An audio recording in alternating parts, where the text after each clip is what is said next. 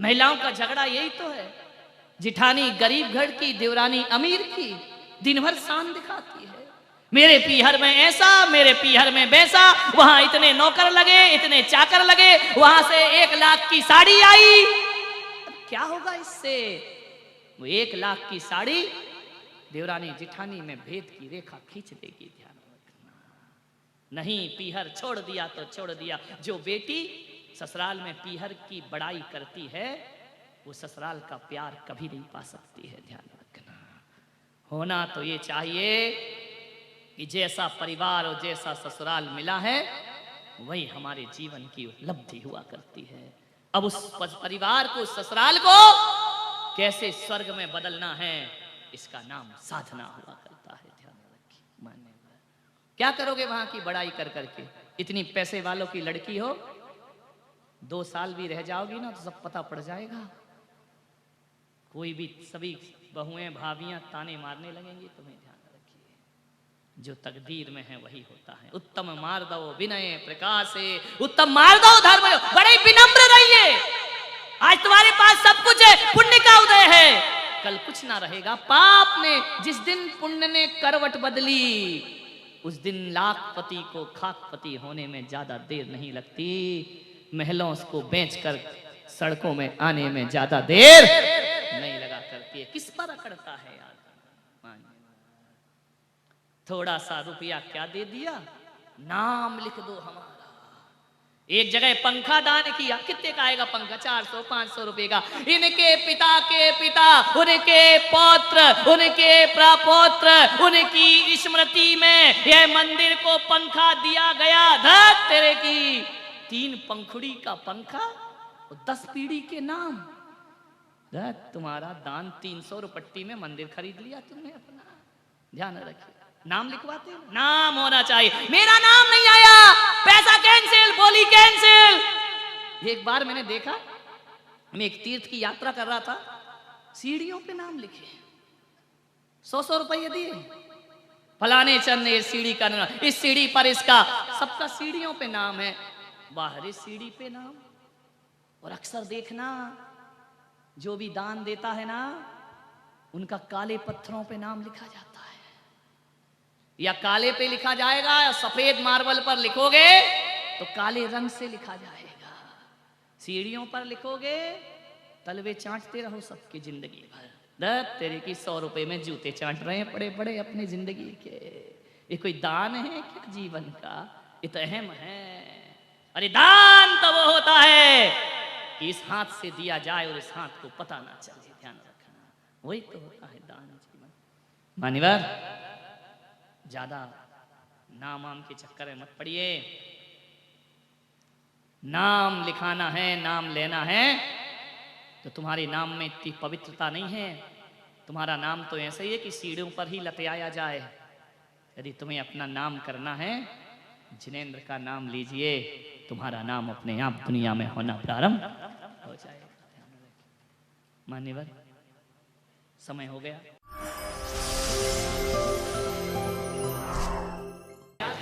धवल का, महिलाओं का टेंशन दूर हुआ। पति तो और ज्यादा खुशी हो गए कि महाराज बहुत अच्छा किया। 2 घंटे तो इनको अलमारी में चयन करने में लगता था कि सुबह कौन सी पहनना, दोपहर को कौन सी साड़ी पहनना और शाम को कौन सी साड़ी पहनना। रंग दी संयम से चुनरिया, रंग दी त्याग से चुनरिया, ले लिया जीवन में साध्वी का भेद, ले लिया अपने जीवन में त्याग और संयम की साधना का रंग। ये धवल वस्त्र मन की कलुषता को मिटाने के वस्त्र हैं। कषाय पैदा ना हो जाए। कपड़े सफेद होने से कल्याण नहीं होगा। आज तुम्हें अपनी आत्मा को भी पावन और पवित्र बना करके रहना है, कलुषताओं से दूर रहना है। ध्यान रखिए, ऐसे सफेद वस्त्र जो आपने पहने हैं, अकेले वस्त्र नहीं बदलना मेरे भाई, भीतर का मन भी जो बदल लेता है, उसके जीवन में पर्युषण पर्व अवतरित हो जाते। चित्त को पवित्र करिए, मन को पवित्र करिए, सब विकल्पों को छोड़िए। आप सब यहाँ बैठे हैं, किसी का 40 साल का जीवन हो गया होगा, किसी का 50 साल का जीवन हो गया होगा, कोई 60 के होंगे, कोई 70 के होंगे। हर बार पर्युषण पर्व मनाया, हर साल पर्युषण पर्व मनाया, लेकिन इस बार अजमेर वालों एक बात ध्यान रखना, 70 साल 50 साल 40 साल परिवार को सौंप दिए, रिश्ते नातों को सौंप दिए, संसार की रंगरलियों में बिता दिए। जो भी परिवार को रिश्ते नातों को दिया है, भाईचारे यार दोस्ती को दिया है, वह सारा का सारा समय व्यर्थ निकल गया। 10 दिन जो दोगे ये तुम्हारे बहुत काम आएगा, ये केवल तुम्हारा है, इसे कोई नहीं ले सकता है, ये फिक्स्ड डिपॉजिट है। ये 10 दिन तक यदि तुमने अच्छे से साधना कर ली तो एक बात मान के समझना कि जीवन में हमने 10 दिन का ये जीवन बीमा करा लिया है, ये लाइफ इंश्योरेंस है। एक बात ध्यान रखिए, घर में जीवन बीमा कराते हो, दुर्घटना में मौत हो जाए तो बीमा का पैसा किसको मिलता है? बोलिए। जिंदगी बर्बाद कर दी, पैसा मिलेगा पत्नी को और बच्चों को, लेकिन मेरी सभा में भी आज जीवन बीमा हो रहा है तुम्हारा। और एक बात याद रखना, ये पुण्य का वो जीवन बीमा है, यदि आपने मेरे यहाँ बैठकर और जिनेंद्र के दरबार में लाइफ इंश्योरेंस करा लिया तो एक बात याद रखना, मर भी गए तो पत्नी को नहीं मिलेगा, तुम्हारा तुम्हें ही प्राप्त होगा। इस जन्म में भी प्राप्त होगा, आने वाले जन्म में भी प्राप्त, जन्म जन्म तुम्हें ही मिलेगा। इसका ब्याज कोई और नहीं ले सकता है, ध्यान रखना। ये हमारे जीवन की सबसे बड़ी कमाई है, छल मत करना। 10 दिन तक विशुद्ध आध्यात्मिक साधना करना। एक आदमी बोले, महाराज क्या हम अपनी दुकान अपने दफ्तर में यही कपड़े पहनकर जाएंगे? मैंने क्या कमाल कर दिया, अपना धर्म तो पहनने का ही नहीं है मेरे भाई, तुम्हें तो कम से कम ये पहना रहा हूं मैं तुमको, तो लोग क्या कहेंगे? पागल हो गया, ये जैनी लोग पागल हो गए, ये सफेद सफेद धोती दुपट्टों में कहां घूम रहे? ऐसा कोई नहीं कहेगा। जब ईद आती है, रमजान आता है, हर मुसलमान के सिर पर एक टोपी हुआ करती है, ध्यान रखिए। जब आता है सावन का महीना, हर हिंदू परंपरा भगवा पहनकर कांवड़ पर जल की यात्रा लेने जाता है। उसे देखकर लगता है कि इनका त्योहार आया है। आज तुम भी गुजरो सड़कों से, लोग कहेंगे जैनियों का त्योहार आया है, जैनियों का पर्व। इन पर मत देखो, ये तो बेचारे ताली बजाने को आए हैं, ध्यान। इन्हें देख के कौन कहेगा जैन साहब जा रहे हैं? यदि चले गए तो क्या दिक्कत है? अपनी संस्कृति, अपनी सभ्यता और अपनी परंपराओं में शर्म महसूस मत करो, इसमें गर्व महसूस करिए। आज महिलाएं यहां से घर जाएंगी, सफेद सफेद पूरे रोड में, ध्यान रखना, जो भी देखेगा कहेगा जरूर कोई साधक जा रही, कोई साधिकाएं जा रही है, ध्यान रखना। इससे इज्जत खराब नहीं होगी, लोगों के हृदय में आस्थाओं का स्थान तुमको प्राप्त हो जाएगा, ध्यान रखना। पर्युषण पर्व है, लगना चाहिए कि जैनों का कोई त्योहार आया है, लगना चाहिए कि तपस्वियों का कोई त्योहार आया है। सफेद वस्त्र जीवन के त्याग का प्रतीक है। ऐसा मत करना महिलाएं, संकल्प है तुम्हारा, ये नहीं कि घर गए तो रंगीन वस्त्र पहन लिए, दिन भर आपको यही पहनना है। 2 साड़ी किस लिए दी गई है? जो शिविर में उनको 2 मिलेंगी, अभी मिलेंगी, चिंता मत करो, मिलेगी, टेंशन मत। कितनी जल्दी प्राण निकले। एक महाराज पति की 1000 तो छुड़वा दी, तुम भी 2 नहीं दे रहे हो। मिलेंगी मिलेंगी, टेंशन मत लीजिए, समझ में आ रहा? सफेद एक साड़ी में कैसे रहोगी? एक में तो माता जी भी नहीं रहती, उसको भी 2 लगती है, ध्यान रखिए, विचार करें। सफेद चटाई पे सोना है, गद्दे पर नहीं सोना है, समझ में आ रहा? नहीं तो साधना के साथ छल हो जाएगा। बन जाइए एक दिन, चिल्लाते हो मां का लाल कैसा हो, पुलक सागर जैसा हो, पड़ोसी कहीं, तुम कब बनोगे? ध्यान रखिए, 10 दिन तो साधना करो, 10 दिन तो तपश्चर्या करो, 10 दिन तो देखो कि हमारी यारिकाएं कैसी रहती हैं। 10 दिन तो देखो आपके संत कैसे रहते हैं। क्या पूरी 100 साल 50 साल की जिंदगी में 10 दिन भी संत का जीवन नहीं जी सकते हो।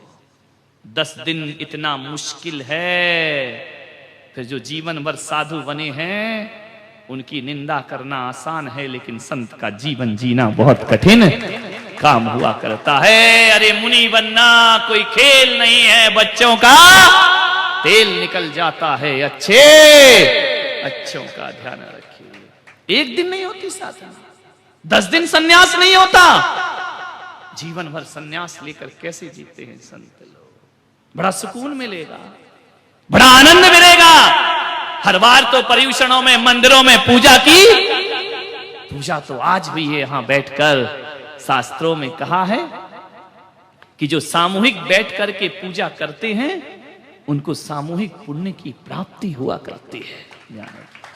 तुम पढ़ते हो शास्त्रों में पूजाओं में कि सम्मेद शिखर की अमुक टोक से इतने मुनियों को मोक्ष हुआ है, हजारों लाखों मुनि मोक्ष गए।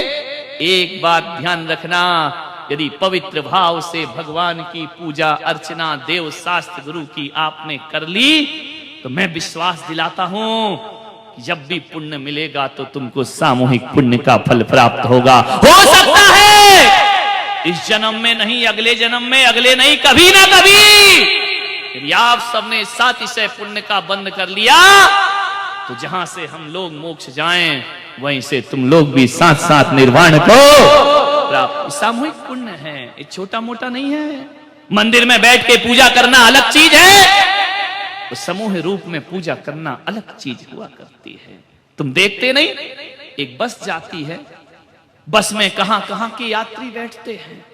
कोई अजमेर का बैठता है, कोई जयपुर का बैठता है, कोई उदयपुर का बैठता है, कोई नसीराबाद का, कोई किशनगढ़ का बैठ जाता है। कहां कहां के यात्री आकर के एकत्रित हो गए एक बस में। बस गई, पलट गई, सब मृत्यु को प्राप्त हो गए। एक्सीडेंट हो गया, मौत हो गई। क्यों? कोई कहीं रहता, कोई कहीं रहता, कोई कहीं पैदा हुआ, कोई कहीं पैदा हुआ। मरते समय सब एकत्रित क्यों हो गए? क्योंकि उन्होंने पिछले जन्म में सभी ने मिलकर कोई सामूहिक पाप किया होगा, इस कारण मरते समय सभी एकत्रित हो गए।